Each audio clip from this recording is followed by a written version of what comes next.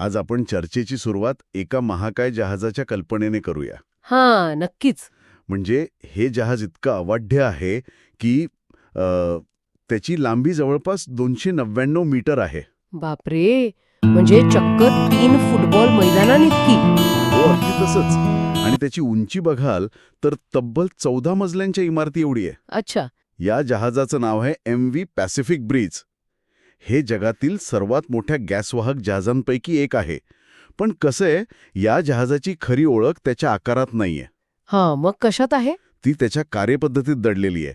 म्हणजे हे जहाज नैसर्गिक वायू चक्क -163°C तापमानाला द्रव स्वरूपात वाहून नेतं. -163? हे तर प्रचंड थंड झालं. हो ना.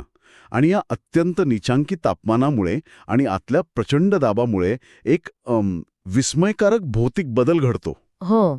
तब्बल 600 लिटर गॅसचं रूपांतर केवळ 1 लिटर द्रवामध्ये होतं. 1 सेकंड. 600 लिटर गॅस फक्त 1 लिटरमध्ये? हो. थोडक्यात सांगायचे तर एका अतिशय अफाट ऊर्जेला अत्यंत दाब देऊन एका छोट्या सांद्र स्वरूपात साठवलं जातं. म्हणजे हे जहाज समुद्रावर तरंगणारा ऊर्जेचा एक महाकाय साठाच आहे तर? अगदी बरोबर. पण आता साहजिकच असा प्रश्न पडू शकतो की या अवाढव्य जपानी जहाजाचा आणि आजच्या काळातील द वीकेंड किंवा टायलर द क्रिएटर यांसारख्या जगप्रसिद्ध पॉप स्टार्सचा नेमका काय संबंध असू शकतो? हा प्रश्न नक्कीच पडेल. कारण म्हणजे एका बाजूला समुद्रावरचं इंजिनिअरिंग आणि दुसऱ्या बाजूला आजचं आधुनिक अमेरिकन पॉप संगीत, काहीच ताळमेळ वाटत नाही. हाच तर या चर्चेचा सर्वात रंजक भाग आहे. कारण या दोन पूर्णपणे वेगळ्या वाटणाऱ्या गोष्टींमधला दुवा एका नावात आणि एका विशिष्ट प्रकारच्या ऊर्जेत दडलेला आहे. अच्छा, तो कसा? कसं आहे, पॅसिफिक ब्रीज हे केवळ एका महाकाय गॅसवाहक जहाजाचं नाव नाहीये. हां. संगीत विश्वात लाईट इन द ॲटिक नावाच्या एका प्रसिद्ध रेकॉर्ड लेबलने एक अतिशय गाजलेली म्युझिक अल्बम सिरीज काढली आहे, जिचं नावही पॅसिफिक ब्रीज असंच आहे. अरेच्छा, म्हणजे हे नाव तिथेही आहे तर? हो, आणि ज्याप्रमाणे ते जहाज अफाट दाब आणि ऊर्जा स्वतःच्या आत वाहून नेतं, अगदी त्याचप्रमाणे या पॅसिफिक ब्रीज अल्बमने एक मोठं काम केले. कोणतं काम? 1970 आणि 80च्या दशकातील जपानमधील एका प्रचंड सांगीतिक आणि सांस्कृतिक ऊर्जेला त्यांनी आजच्या आधुनिक जगापर्यंत सुरक्षितपणे पोहोचवलं आहे. बापरे, म्हणजे एका अर्थी ती ऊर्जा साठवून ठेवली होती त्यांनी. अगदी बरोबर. आणि या अनोख्या भन्नाट संगीताला सिटी पॉप असं म्हणतात. City pop. आणि म्हणूनच आजच्या या सखोल प्रवासात आपण याच सिटी पॉपच्या अद्भुत दुनियेचा वेध घेणार आहोत. नक्कीच. म्हणजे जपानच्या एका विशिष्ट कालखंडात एका विशिष्ट आर्थिक दबावातून निर्माण झालेलं हे संगीत तब्बल 40 वर्षांनंतर अचानक इंटरनेटवर कसं व्हायरल झालं याचा आपण शोध घेणार आहोत. हो, आणि ते केवळ ऐकण्यापुरतं संगीत राहिलं नाही आता. खरंय, ते आजच्या पिढीसाठी एका संपूर्ण एस्थेटिक किंवा एका विशिष्ट जीवनशैलीचा अविभाज्य भाग कसा बनलं हे बघणं खूप महत्वाचं आहे. हो, पण हे सर्व समजून घ्यायचं असेल तर आपल्याला आधी तो काळ आणि त्या काळची परिस्थिती समजून घ्यावी लागेल. बरोबर. मगाशी आपण त्या गॅसवाहक जहाजातील प्रचंड दाबाबद्दल बोललो, आठवतंय? हो, तो 600 लिटरचा 1 लिटर करणारा दाब. हो, तर कोणत्याही गोष्टीचं स्वरूप बदलायचं असेल तर असा दाब आवश्यक असतो. 1970 आणि 80च्या दशकात जपानमध्येही असाच एक प्रचंड सांस्कृतिक आणि आर्थिक दाब निर्माण झाला होता. म्हणजे तुम्ही दुसऱ्या महायुद्धानंतरच्या काळाबद्दल बोलताय? अगदी बरोबर. दुसऱ्या महायुद्धात बेचिराग झालेला जपान राखेतून उभा राहत होता आणि पाहता पाहता त्यांनी स्वतःला एका जागतिक आर्थिक महासत्तेत रूपांतरित केलं. या काळाला जपानची बबल इकॉनॉमी किंवा आर्थिक भरभराटीचा सुवर्णकाळ म्हटलं जातं. अच्छा, म्हणजे त्या काळात जपानकडे प्रचंड पैसा आला होता. हो, इतकी अफाट संपत्ती आली होती की टोकियोमधील जमिनीचे भाव अक्षरशः गगनाला भिडले होते. तंत्रज्ञान क्षेत्रात तर जपानने जगात क्रांती घडवून आणली होती. ऐकलंय मी याबद्दल. रातोरात मोठ्या इमारती, चकचकीत रस्ते आणि निऑन लाईट्सने शहरं उजळून निघाली होती. म्हणजे पैशांची खळखळ आणि तंत्रज्ञानाची जोड यामुळे समाजाची संपूर्ण जीवनशैलीच बदलत होती तर. अगदी तसंच. आणि याच काळात जपानने सोनी वॉकमन सारखं एक असं उपकरण जगाला दिलं ज्याने संगीताचा इतिहासच बदलून टाकला. हो, वॉकमन ही तर एक क्रांतीच होती. कसं आहे, तो काळ असा होता की स्वतःचा वॉकमन असणं हे एक स्टेट सिम्बॉल मानलं जायचं. खरंय, कारण याआधी संगीत ऐकणं ही एक सामूहिक गोष्ट होती. बरोबर. लोक घरात एकाच रेडिओ किंवा स्टिरिओभोवती जमायचे. पण वॉकमनमुळे काय झालं, संगीत आता घराच्या भिंतींमधून बाहेर पडून थेट रस्त्यांवर आलं. हो, म्हणजे माणूस चालताना, ट्रेनमधून प्रवास करताना स्वतःच्या आयुष्याला एक बॅकग्राऊंड स्कोअर देऊ लागला. पण मला एक प्रश्न पडतोय, पैसा आणि तंत्रज्ञान आलं म्हणजे लगेच असं नवीन संगीत कसं तयार होतं?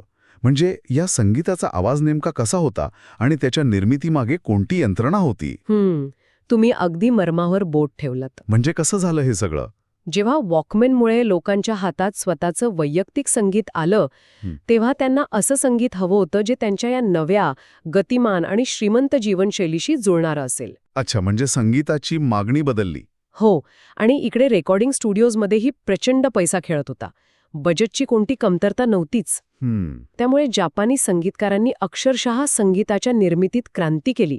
त्यांनी अतिशय महागडे सिंथेसायझर्स आणि अत्याधुनिक रेकॉर्डिंग इक्विपमेंट्स वापरले. बापरे, म्हणजे पैशांची उधळपट्टी सुरू होती तर? हो, म्हणजे एखाद्या साध्या गाण्यासाठी ते चक्क संपूर्ण ऑर्केस्ट्रा भाड्याने घेत असत. अरे चा. यातून जो आवाज निर्माण झाला तो अत्यंत गुळगुळीत, म्हणजे पॉलिश्ड, बेस हेवी आणि उडत्या चालीचा होता.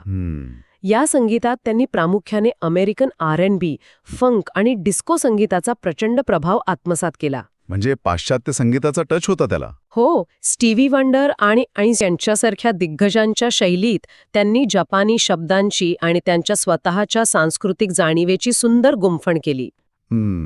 एक मिनिट, इथे थोडं थांबूया. बोला. तुम्ही म्हणालात की यात अमेरिकन फंक आणि डिस्कोचा प्रभाव होता आणि हे संगीत नवीन तंत्रज्ञान वापरून बनवलं गेलं. हो, बरोबर. मग मला सांगा, यात जपानी असं काय उरलं? म्हणजे काय म्हणायचंय तुम्हाला? म्हणजे प्रथमदर्शनी ऐकतानाही तर पाश्चात्य संगीताची फक्त एक महागडी आणि तंत्रज्ञानाने नटलेली नक्कल झाल्यासारखं वाटत नाही का? अमेरिकन आवाजाला फक्त जपानी भाषेत डब केल्यासारखं.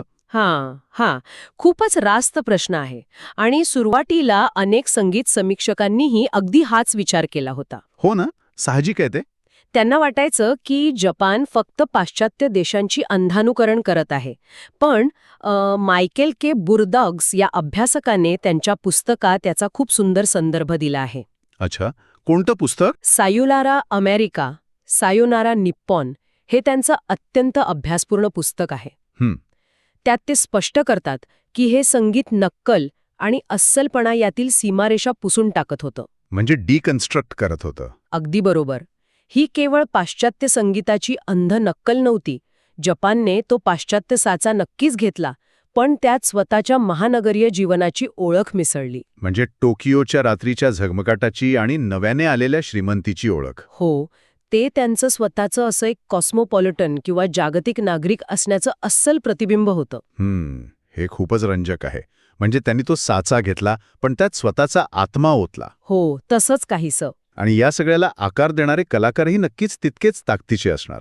या चळवळीचे शिल्पकार कोण होते? या प्रवासात काही अत्यंत महत्वाची नावं आहेत, ज्यांनी या संगीताचा पाया रचला. यातलं सर्वात प्रमुख नाव म्हणजे तात्सुरो यामाशिता. अच्छा. त्यांना तर जगभरात सिटी पॉपचा राजा म्हणूनच ओळखलं जातं. बापरे, सिटी पॉपचा राजा? हो, त्यांची संगीतावरची पकड, त्यांचं प्रोडक्शन आणि त्यांचा आवाज इतका अफाट होता की त्यांचं ख्रिसमस इव्ह हे गाणं जपानच्या चार्ट्सवर सलग 35 वर्ष टिकून होतं. एक सेकंड, किती वर्षे? 35 वर्षे. हो, सलग 35 वर्ष. कोणतंही गाणं सलग 3 दशकांहून अधिक काळ चार्ट्सवर राहणं ही काही साधी गोष्ट नाहीये. मुळीच नाही. हे तर अफाटच आहे. आणि दुसरं एक अत्यंत प्रतिभावान नाव म्हणजे हारुओमी होसोनो. होसोनो हे येलो मॅजिक ऑर्केस्ट्राचे संस्थापक होते. आणि होसोनो यांच्याबद्दलची एक अतिशय कुतूहलजनक गोष्ट मला सांगावीशी वाटते. कोणती? हे एक अतिशय अजब आणि बहुआयामी व्यक्तिमत्व होतं. म्हणजे त्यांच्या कुटुंबाचा इतिहासही तितकाच थक्क करणार आहे. अच्छा. त्यांच्या आजोबांची एक विशेष ओळख होती. 1912 साली बुडालेल्या टायटॅनिक जहाजातून वाचलेले ते एकमेव जपानी प्रवासी होते. अरेच्या, हे खरंच मला माहित नव्हतं. हो ना. असा हा ऐतिहासिक वारसा लाभलेले स्वतः हारुओमी होसोनो यांनी केवळ सिटी पॉपमध्येच नाही तर व्हिडिओ गेम म्युझिकमध्येही मोठी क्रांती घडवली. त्यांनी नॅमको या प्रसिद्ध व्हिडिओ गेम कंपनीसाठी काम करून सुरुवातीच्या व्हिडिओ गेम म्युझिकचा पाया रचला. ते इलेक्ट्रॉनिक संगीताचे खऱ्या अर्थाने प्रणेते होते. बरोबर. आणि यावरून आपल्याला त्या सर्वच कलाकारांच्या बौद्धिक आणि सांगीतिक क्षमतेची कल्पना येते. नक्कीच. ते केवळ गाणी बनवत नव्हते, तर ते एका नवीन युगाची ध्वनी ओळख तयार करत होते. पण कसं आहे, जेव्हा एखादं संगीत स्वतःची अशी वेगळी आणि पक्की ओळख निर्माण करतं, तेव्हा ते केवळ कानांपुरतं मर्यादित राहत नाही. हो, ते तर आहेच. ते एका संपूर्ण दृश्य विश्वात किंवा व्हिज्युअल वर्ल्डमध्ये रूपांतरित होतं. अगदी बरोबर. आजकाल आपण बघतो की इंटरनेटवर सिटी पॉपचं कोणतंही गाणं लावलं की व्हिडिओमध्ये किंवा अल्बम कव्हरवर नेहमी काही विशिष्ट दृश्य दिसतात. हो, दिसतात ना. किटकट रंगात म्हणजे पेस्टेल कलर्समध्ये रंगवलेली शहरांची दृश्ये, उंच इमारती, निऑन लाईट्सचा झगमगाट. रात्रीच्या वेळी एखाद्या होंडा किंवा टोयोटा कारमधून केलेला लाँग ड्राईव्ह आणि 80च्या दशकातील विंटेज अॅनिमे. हो, हे सगळं खूप कॉमन आहे त्या व्हिडिओमध्ये. मग माझा प्रश्न असा आहे की या विशिष्ट संगीताचा आणि या ठराविक दृश्यांचा नेमका काय संबंध आहे? हे दृश्यजग या संगीताला कसं जोडलं गेलं? हे अत्यंत सूक्ष्मपणे समजून घेण्यासाठी आपल्याला जपानी संस्कृतीतील आणि मानसशास्त्रातील एक अतिशय सुंदर संकल्पना समजून घ्यावी लागेल. कोणती संकल्पना? ती संकल्पना आहे नात्सुकाशी. नात्सुकाशी. हो, इंग्रजीत किंवा मराठीत याला तसा थेट पर्यायी शब्द नाहीये, पण नात्सुकाशी म्हणजे भूतकाळातील गोष्टींबद्दलची अशी एक रोमॅन्टिक ओढ किंवा अत्यंत सुखद नॉस्टॅल्जिया. अच्छा, म्हणजे जुन्या आठवणीत रमणं. हो, पण यातली मेख अशी आहे की हा नॉस्टॅल्जिया अनेकदा अशा गोष्टींबद्दल असतो ज्या कदाचित आपण कधी प्रत्यक्ष अनुभवल्याही नसतील. अरेच्या, अनुभवल्या नसलेल्या गोष्टींचा नॉस्टॅल्जिया. हो, आणि जपानी संस्कृतीत उन्हाळा हा ऋतू तारुण्य, उत्साह, सुट्ट्या आणि चिंतामुक्त जीवनाचं प्रतीक मानला जातो. सिटी पॉपमधील गाणी आणि त्यांचे अल्बम कव्हर्स अनेकदा याच नात्सुकाशी भावनेला साथ घालतात.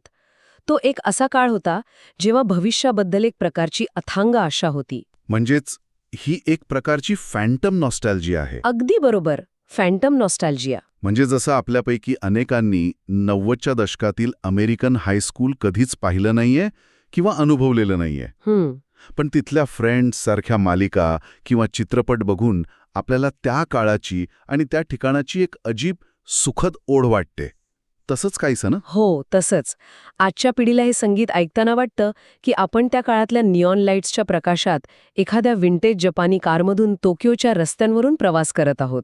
जरी त्यांचा जन्म त्या दशकानंतर अनेक वर्षांनी झाला असला तरीही. पॅसिफिक ब्रीज 3 या अल्बमने जपानमधील अभिनेत्री आणि पॉप आयडल असलेल्या महिला कलाकारांना नव्याने जगासमोर आणलं. अच्छा, म्हणजे महिला कलाकारांचाही यात मोठा वाटा होता तर. हो, मारिया ताकेउची आणि जुन्कू ओहाशी यांसारख्या गायिकांनी या संगीताला एक अतिशय भावपूर्ण आणि डौलदार ओळख दिली. यासोबतच हिरोशी नागाई यांसारख्या महान चित्रकाराने डिझाईन केलेले अल्बम कव्हर्स या संगीताचा अविभाज्य भाग बनले. हिरोशी नागाई? हो, त्यांच्या चित्रांमध्ये पाम ट्रीज, निळेभोर स्वच्छ समुद्रकिनारे, कडक उन्हाळ्याची दुपार आणि टोकियोच्या स्कायलाईनची अतिशय तीक्ष्ण पण फिकट रंगातील दृश्य असत. अच्छा, म्हणजे ते पेस्टल कलर्स जे आपण मगाशी बोललो. अगदी बरोबर. हिरोशी नागाई यांची ही चित्रशैली आता इतकी लोकप्रिय झाली आहे की त्यांचे डिझाईन्स आज बीच टॉवेल आणि टर्न टेबलच्या स्लिपमॅट्सवरही पाहायला मिळतात. बापरे. संपूर्ण एक सिटी पॉप एस्थेटिक बनला आहे जो केवळ ऐकता येत नाही तर जगता येतो. हे सगळं ऐकून असं वाटतं की तो काळ खरोखरच एका स्वप्नासारखा होता. हो, नक्कीच. पण वास्तव हे आहे की हे सगळं 1980च्या दशकात जपानपुरतं मर्यादित होतं. ती त्यांची स्थानिक संस्कृती होती. खरंय. मग 40 वर्षांनंतर असं काय घडलं की हे जुनं एका विशिष्ट भाषेपुरतं मर्यादित असलेलं संगीत अचानक इंटरनेटवरून संपूर्ण जगाच्या कानावर पडू लागलं? हा प्रश्न खूप महत्वाचा आहे. कारण मला खरंच पडलेला प्रश्न आहे हा. अल्गोरिथम्स तर नेहमी नवीन, ट्रेंडिंग आणि आजच्या काळातील गोष्टींना प्रमोट करतात ना. मग एखाद्या जुन्या विनाईल रेकॉर्डवरून काढलेलं 40 वर्षांपूर्वीचं जपानी गाणं अचानक जागतिक पातळीवर व्हायरल कसं होऊ शकतं? इथेच अल्गोरिथमची खरी ताकद आणि कार्यपद्धती समोर येते. ती कशी काय? जेव्हा जगभरात कोविड-19ची महासाथ आली तेव्हा जगभरातले लोक घरात बंदिस्त होते. हो, तो काळ तर कोणीच विसरू शकत नाही. सर्वांचं आयुष्य एका खोलीपुरतं मर्यादित झालं होतं. त्यांच्याकडे वेळ होता, पण सभोवताली भीती आणि अनिश्चितता होती. निराशा होती सगळीकडे. त्यांना ह्या वास्तवापासून पळून जाण्यासाठी एका मानसिक सुटकेची अत्यंत गरज होती. आणि याच काळात यूट्यूब आणि टिकटॉकच्या अल्गोरिदमने आपली जादू दाखवायला सुरुवात केली. पण अल्गोरिथमला कसं समजलं की लोकांना हे जुनं संगीत आवडेल? कसं आहे, अल्गोरिदमला एखादं गाणं किती जुनं आहे किंवा ते कोणत्या भाषेत आहे याच्याशी काही घेणं देणं नसतं. अच्छा. अल्गोरिदम फक्त एकाच गोष्टीवर काम करतो आणि ती म्हणजे एंगेजमेंट. एंगेजमेंट. कोणीतरी एका युजरने एखादं जुनं आकर्षक आणि तालबद्ध सिटी पॉप गाणं क्लिक केलं, त्याला ते आवडलं आणि त्याने ते पूर्ण ऐकलं. हां. अल्गोरिदमने हे नोंदवलं आणि तेच गाणं तशाच आवडीच्या लाखो लोकांना सजेस्ट करायला सुरुवात केली. आणि याचे जे आकडे समोर आले आहेत ते खरोखरच थक्क करणारे आहेत. हो ना.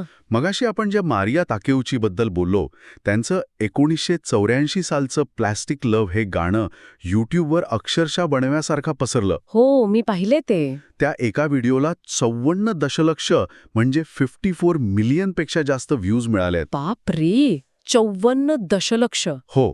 आणि त्याचबरोबर मिकी मात्सुबारा यांचं 1979 सालचं स्टे विथ मी हे गाणं तर स्पॉटिफायच्या ग्लोबल व्हायरल चार्टवर सलग 18 दिवस नंबर 1 वर होतं. अरे च्छा, हे तर अफाट यश आहे. हे म्हणजे जणू काही इंटरनेटने एका पूर्णपणे विसरल्या गेलेल्या सांगीतिक खजिन्याचा दरवाजाच उघडला होता. पण या आकड्यांमागे लोकांची नेमकी मानसिकता काय होती? त्यांना या संगीतात असं काय सापडत होतं? यामागे एक अतिशय सखोल मानसशास्त्रीय कारण आहे. ओसाका आणि फ्रायबर्ग विद्यापीठाने या संपूर्ण सिटी पॉप फिनॉमेनावर एक सविस्तर सर्वेक्षण केलं होतं. अच्छा, विद्यापीठाने यावर रिसर्च केलाय. हो. त्यांनी जगभरातील श्रोत्यांना विचारलं की हे संगीत ऐकताना त्यांना नेमक्या कोणत्या भावना जाणवतात. मग काय उत्तर मिळाली? तेव्हा बहुतांश लोकांनी या संगीताचं वर्णन करण्यासाठी रिलॅक्सिंग, फंकी आणि नॉस्टॅल्जिया या शब्दांचा वापर केला. म्हणजे पुन्हा तोच नॉस्टॅल्जिया. हो. जगात जेव्हा सगळीकडे मृत्यूची भीती, आजारपण आणि अंधार होता, तेव्हा हे संगीत लोकांना एका सुरक्षित, चिंतामुक्त आणि रंगीबेरंगी भूतकाळात घेऊन जात होतं. म्हणजेच आजच्या तरुण पिढीला ज्यांचा जपानशी किंवा 80च्या दशकाशी भौगोलिक आणि ऐतिहासिकदृष्ट्या काही संबंध नाही, त्यांना या संगीताची इतकी ओढ वाटण्याचं मुख्य कारण म्हणजे वास्तवापासूनचा पळ. अगदी बरोबर. हे एक परिपूर्ण एस्केपिझम आहे. एस्केपिझम. कठोर वास्तवापासून पळ काढण्याचा एक अत्यंत सुंदर आणि संगीतमय मार्ग. आणि या गोष्टीची दखल आजच्या सर्वात मोठ्या ग्लोबल पॉपस्टार्सनी सुद्धा घेतली आहे. हो, जसं आपण चर्चेच्या सुरुवातीला द वीकेंडचा उल्लेख केला होता. हो, अगदी तोच. त्याच्या आउट ऑफ टाइम या अतिशय लोकप्रिय आणि जगभर गाजलेल्या गाण्यामध्ये त्याने तोकोमो आरान यांच्या 1983 सालच्या मिडनाईट प्रिटेंडर्स या सिटी पॉप गाण्याचा सॅम्पल वापरलाय. बरोबर. आणि अमेरिकेतील आणखी एक मोठा रॅपर आणि प्रोड्युसर टायलर द क्रिएटर यानेही त्याच्या गाण्यात सिटी पॉपचे तुकडे वापरले आहेत. यामुळे हे संगीत आता केवळ जपानी किंवा जुनं राहिलेलं नाही, तर ते एका जागतिक निओ सिटी पॉपमध्ये रूपांतरित झालं आहे. Neo city pop. बरोबर. म्हणजे नवीन अवतार. हो. नवीन पिढीतील कलाकार आता या 40 वर्षांपूर्वीच्या संगीताची प्रेरणा घेऊन आजचं आधुनिक संगीत निर्माण करत आहेत. हे खरोखरच थक्क करणार आहे. नक्कीच. जर आपण या संपूर्ण प्रवासाकडे मागे वळून पाहिलं तर आपण चर्चेची सुरुवात केली होती पॅसिफिक ब्रिज या महाकाय जहाजापासून. हो, त्या गॅसवाहक जहाजापासून. अशा जहाजापासून ज्यामध्ये अत्यंत प्रचंड दाब आणि थंडीचा वापर करून गॅसचं स्वरूप बदललं जातं आणि अफाट ऊर्जा एका छोट्या जागेत साठवली जाते. आणि आपण पाहिलं की जपानच्या बबल इकॉनॉमीच्या प्रचंड आर्थिक आणि सांस्कृतिक दबावातून सिटी पॉप नावाच्या एका अफाट ऊर्जेचा जन्म झाला. बरोबर. मग तब्बल 4 दशकांचा काळ लोटला. ती ऊर्जा कुठेतरी शांत पडून होती. आणि मग कोविडच्या काळातील मानसिक दाब आणि इंटरनेटच्या अल्गोरिदमची ताकद या गोष्टी एकत्र आल्या. हो. आणि त्यांनी ह्याच संगीताला एका नव्या पिढीसाठी एका नव्या स्वरूपात पुन्हा जिवंत केलं. तो जपानी महानगरीय जीवनाचा आणि रात्रीच्या जगमगाटाचा आवाज आता संपूर्ण जगाचा एक सामूहिक नॉस्टॅल्जिया बनला आहे. अगदी बरोबर. आणि यावरून एक गोष्ट नक्की सिद्ध होते. कोणती? कोणत्याही गोष्टीचा, मग तो नैसर्गिक वायू असो किंवा एखादी उच्च दर्जाची सांगीतिक कलाकृती, जेव्हा एका प्रचंड दाबाखाली आणि योग्य पद्धतीने साठा केला जातो, तेव्हा ती गोष्ट दशकानंतरही आपली ऊर्जा आणि ताजेपणा टिकवून ठेवू शकते. खरंय. ती वेळ आल्यावर पुन्हा एकदा तितक्याच ताकदीने प्रज्वलित होऊ शकते. खरोखरच. आणि आजच्या या सखोल चर्चेच्या शेवटी ही संपूर्ण प्रक्रिया पाहिल्यानंतर मला एक गोष्ट खऱ्या अर्थाने विचार करायला लावणारी वाटते. कोणती गोष्ट?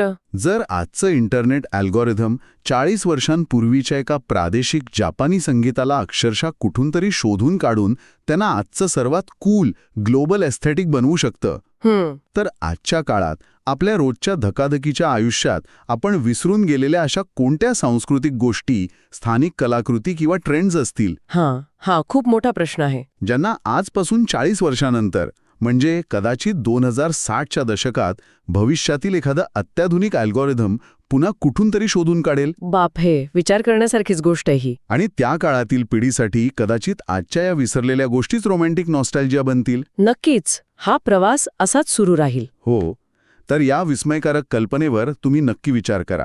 आपण इथेच थांबूया.